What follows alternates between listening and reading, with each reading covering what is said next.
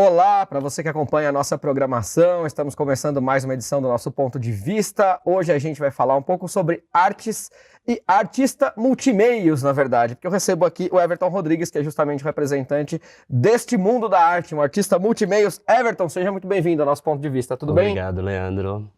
Vamos falar um pouquinho da sua trajetória. Bom, primeiro, antes de falar um pouquinho da sua trajetória, vamos falar um pouquinho da sua relação com a cidade de Guarulhos. Você é nascido e crescido aqui, né?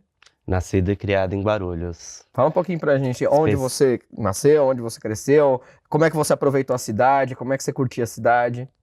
Especificamente em Cumbica, né? Nasci, fui criado em Cumbica. E eu acho que o que eu mais aproveitei da cidade durante a minha formação, a minha adolescência, foi com a arte mesmo. Com a arte na escola, sempre fui envolvido nos trabalhos artísticos do colégio, né, da comunidade. Mas você gostava de sair pra algum lugar com seus amigos, enfim, dar algum rolê pela cidade?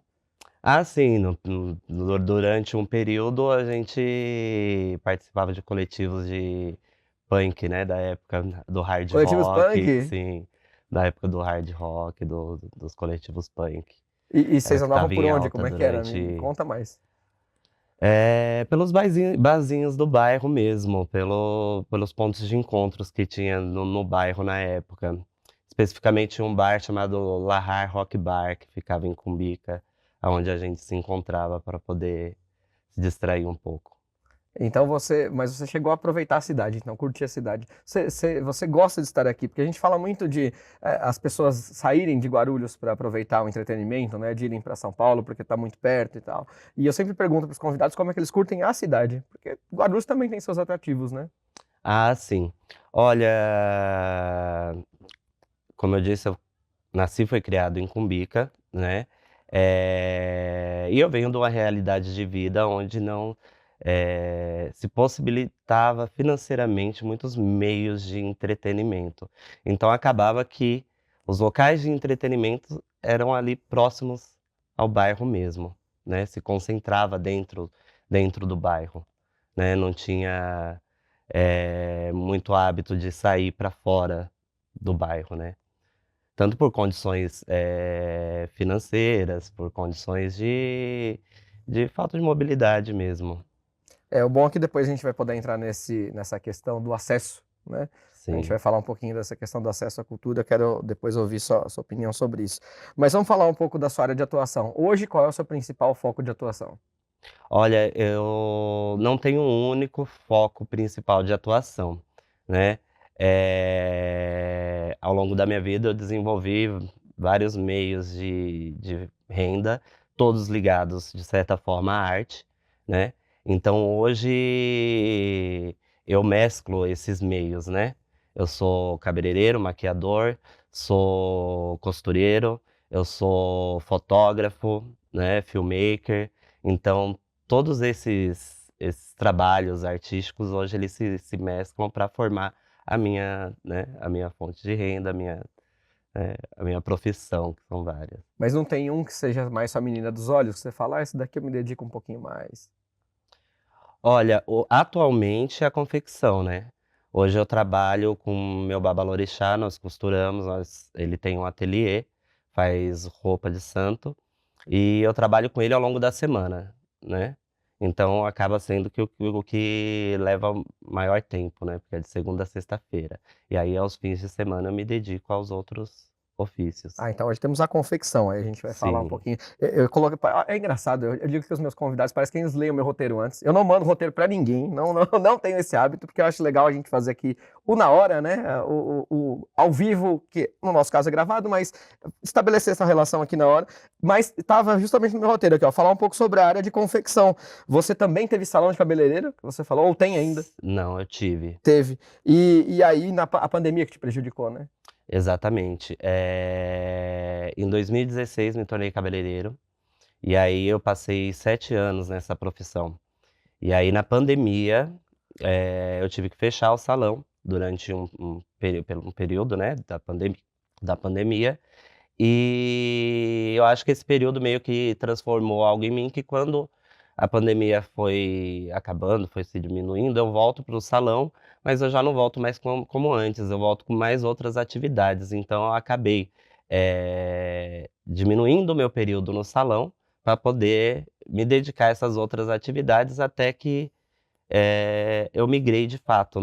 Não trabalho mais com salão, mas continuo como cabeleireiro e maquiador, trabalhando com audiovisual, né, exercendo essas funções, tanto no audiovisual como alguns atendimentos particulares. Agora, você também é formado como ator, não é? Na Escola Viva de Artes Cênicas. Sim, sou formado como ator na Escola Viva de Artes Cênicas, fiz teatro, circo e dança, né, na Escola Viva.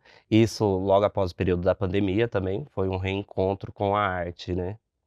Já que o salão não deu certo, você falou, ah, deixa eu fazer o que eu gosto mesmo. É isso. Não, o salão ele dava certo, financeiramente o salão ele dá muito certo, mas eu acho que assim, eu sempre fui ligado à arte, desde a minha infância e adolescência, e a arte sempre foi uma paixão para mim, né, nos palcos, com o teatro, escrevendo, de arte de diversas formas. E o período da pandemia, ele me trouxe uma reflexão sobre eu estar fazendo o que de fato eu amava, não que eu não gostasse de ser cabeleireiro, né, eu gostava do que eu exercia, mas não foi o meu primeiro sonho, não foi, sabe, aquilo que de fato me movia. E a pandemia me trouxe essa reflexão e me fez querer retomar, né. E aí foi quando eu resolvi retomar e me afastar um pouco do salão, por questão de tempo também. Quando tá na veia, não adianta. E qual foi Exatamente. a primeira coisa que você fez na arte depois que você retomou? Depois que eu retomei, foi a Escola Viva mesmo. Eu soube por intermédio de uma amiga sobre a Escola Viva, ela me passou a inscrição, e eu estava já com esse desejo de voltar, me inscrevi e voltei. Voltei já com o teatro, fiz o curso de improvisação com o Guimarães, né, e de teatro também nesse período, né. Lá nós montamos um trabalho de audiovisual, se chama Três Vídeos sobre o Mover, foi um trabalho de conclusão de curso, né, que mescla dança com artes cênicas, né. E daí eu já não parei, né, só fui evoluindo dentro desse meio.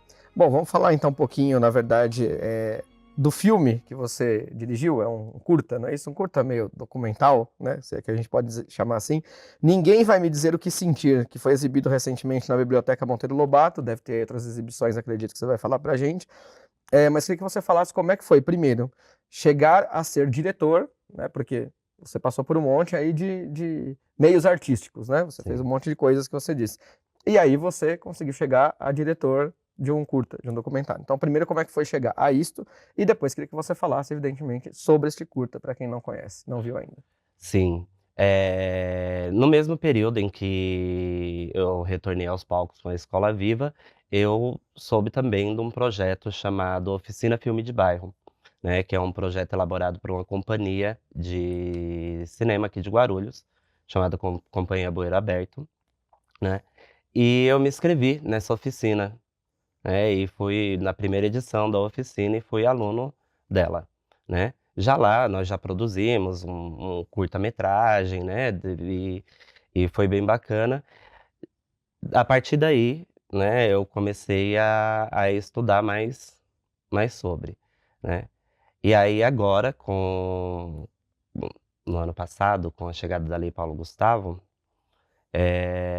eu pude escrever esse meu projeto, né, que eu já tinha dentro de mim um interesse de fazer, pude escrever e elaborar esse filme que tá aí, esse curta-metragem que tá aí potente e muito bonito. Então vamos falar do filme mesmo. O filme exatamente trata o quê?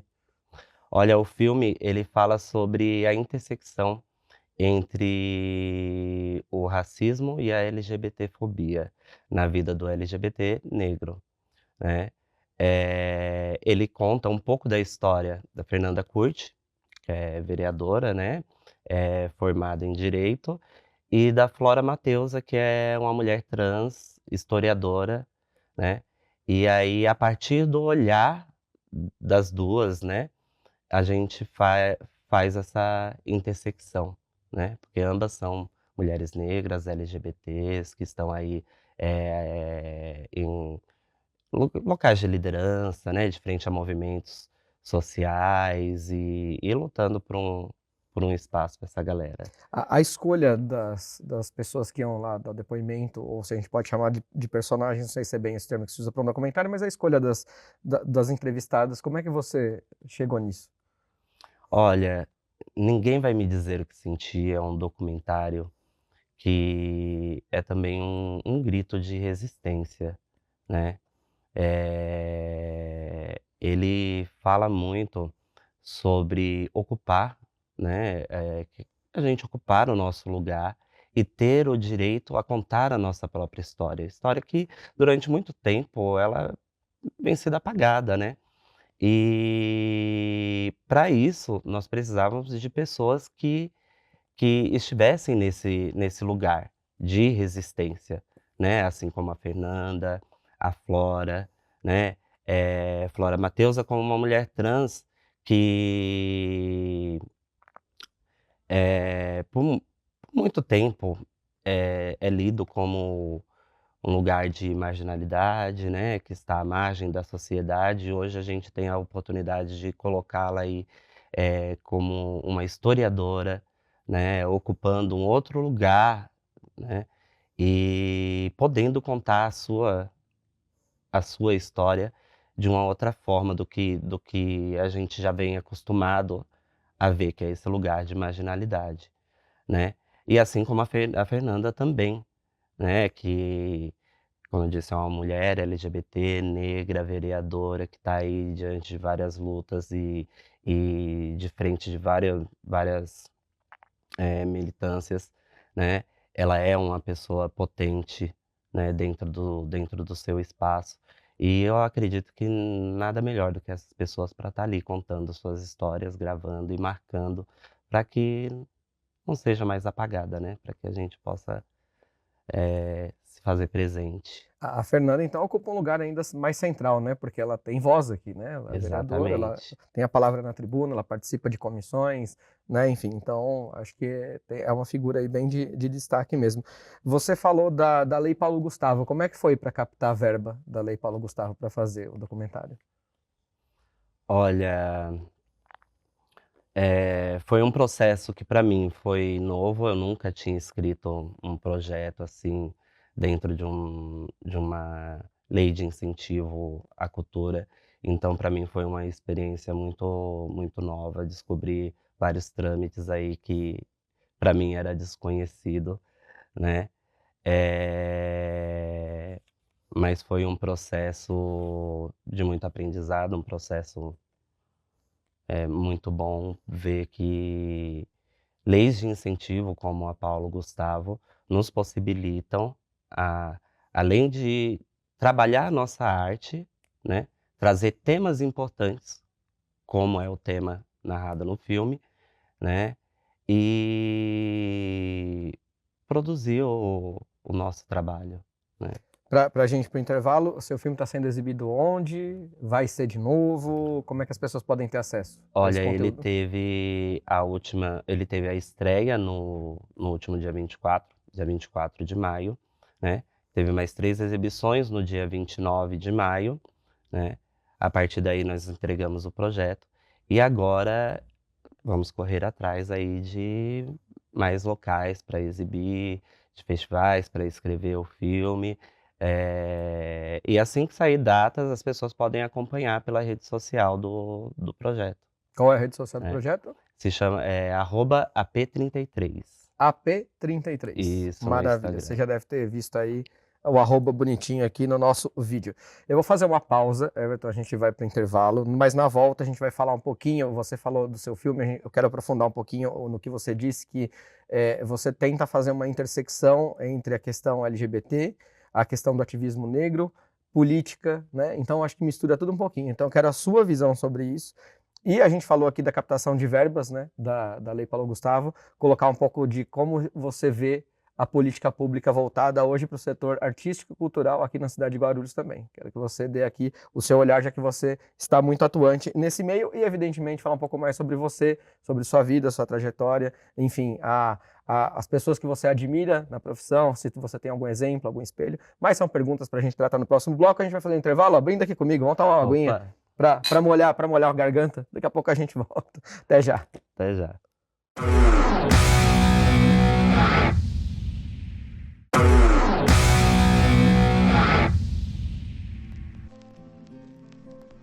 Eu sou filha de pastor evangélico, fui criada na Assembleia de Deus a vida inteira, desde que nasci até a minha adolescência. E eu sou uma travesti preta, periférica, e é desse lugar que eu parto para pensar a sociedade, né? Pensar as relações ao meu entorno.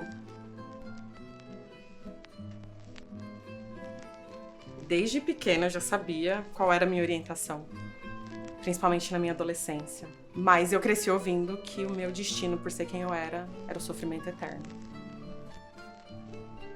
Durante muito tempo eu fui da igreja evangélica. Durante toda a minha adolescência, foi durante a minha adolescência que eu me entendi que eu me atraía por pessoas do gênero masculino, e até então eu era do gênero masculino, e tinha um conflito interno dentro da igreja e violento diante disso. Maravilha, Ponto de Vista tá de volta. Você viu aí um trechinho do trailer Ninguém Vai Me Dizer O Que Sentir, documentário aqui, filme documentário, com a direção do nosso Everton Rodrigues, nosso artista multimeios que a gente recebe hoje no Ponto de Vista. A gente falou um pouquinho do filme antes de ir para o intervalo e agora eu vou aprofundar um pouquinho mais, porque o Everton disse aqui pra gente que este documentário tenta fazer uma intersecção com o ativismo LGBT, o ativismo negro, e política e sociedade de modo geral. Então agora eu quero te ouvir, Everton. Como para você essas coisas se interseccionam? Causa ativismo LGBT, política, sociedade, enfim, como é que você viu essa intersecção através das personagens que você entrevistou? Sim, ambos são lugares vistos e ditos como lugares de minoria, né? Mas que na verdade são lugares que nos colocaram como eu disse, né, vistos como lugares marginalizados, né, pessoas marginalizadas, à margem da sociedade, né, e privado de muitos direitos. E no caso, né, como a Flora mesmo diz no filme, e quando o pessoal assistir vai poder ver, no caso de LGBTs negros, isso se potencializa, porque ocupam 2 lugares, né, de minoria, né.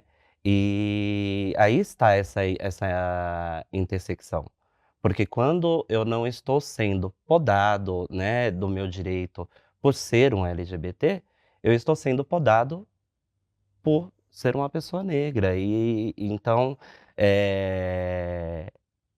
isso é o que potencializa né, esse lugar, né, esse lugar de dificuldade, de acesso, né.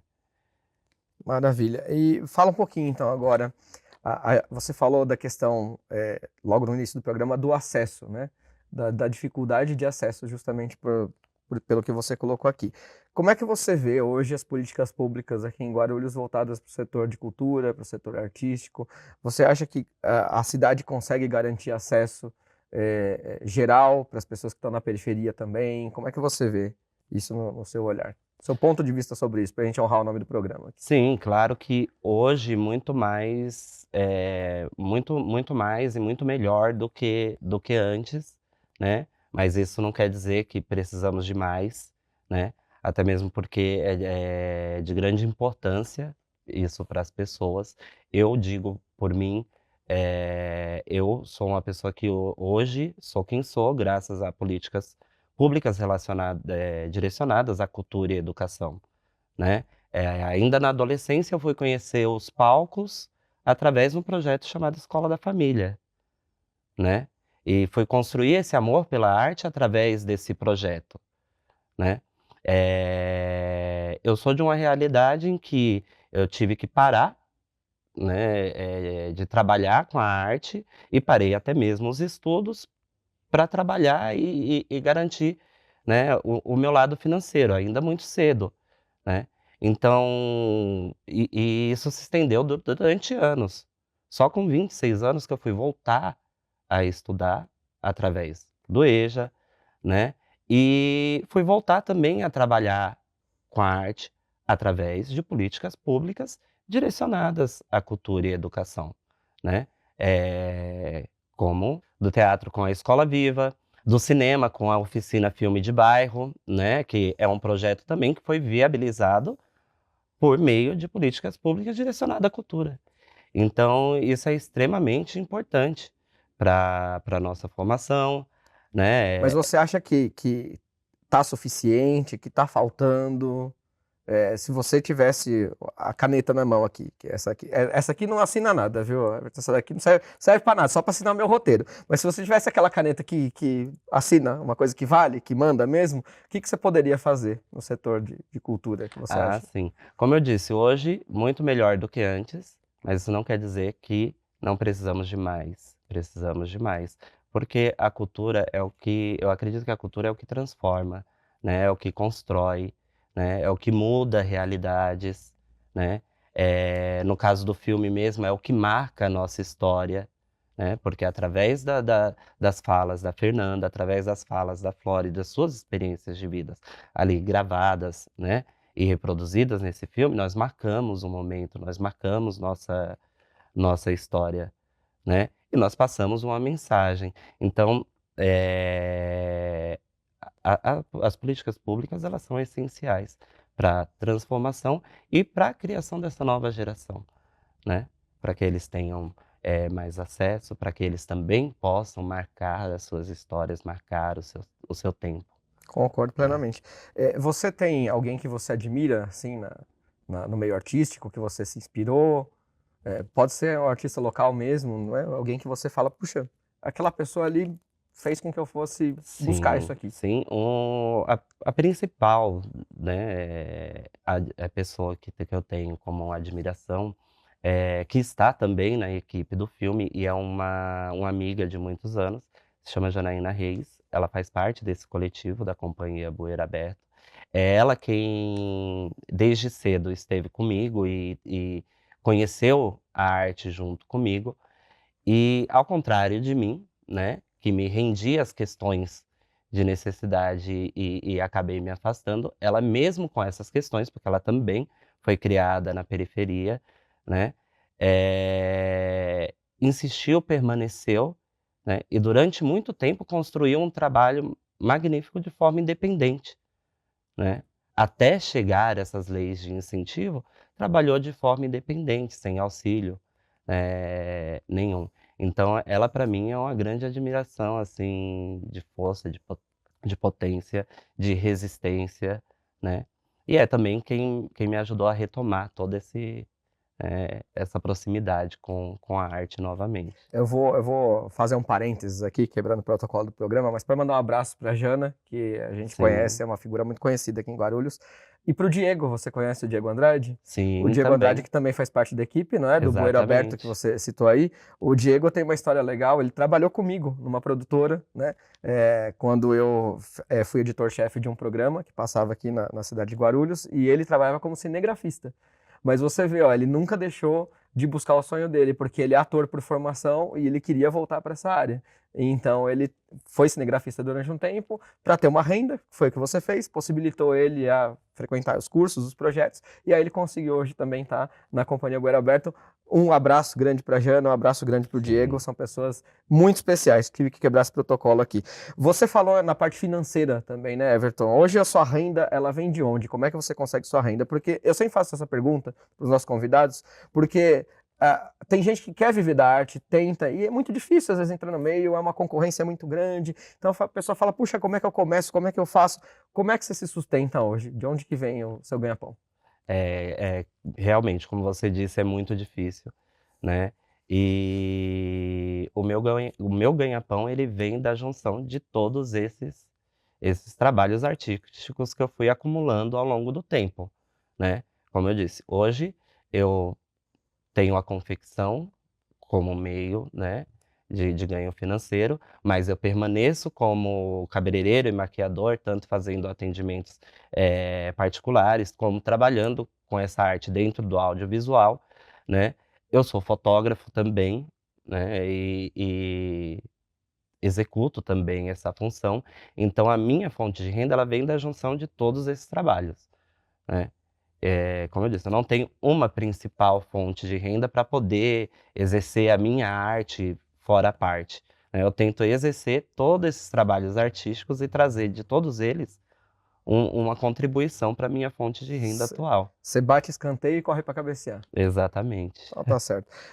Antes da gente encerrar o programa, eu queria que a gente fizesse mais uma questão aqui, um pouquinho filosófica, mas tem uma questão aqui no estilo Marília Gabriela, que eu vou fazer para você no final do programa. Mas antes, eu queria que você falasse o seguinte: hoje, o tanto de artista independente que a gente tem, eu acho que é muito importante a existência da internet para conseguir dar voz a esses grupos, né? Porque a internet possibilita ouvirmos vozes mais plurais. O que você pensa da internet para dar voz? Porque era algo que, se você for pensar, até relativamente pouco tempo atrás não existia, né? E agora a gente tem, para possibilitar tanto para a informação, de maneira, espero, correta, né, na maioria das pessoas, mas para poder transmitir esse tipo de coisa, esse tipo de conteúdo. Como é que você vê a importância da internet para dar voz a artistas, às minorias, como você colocou, a pessoas que às vezes não têm lugar de fala ou não conseguiam se expressar, que hoje, através da internet, conseguem ser muito mais ouvidas, acredito eu. Sim. Quero ver o seu olhar.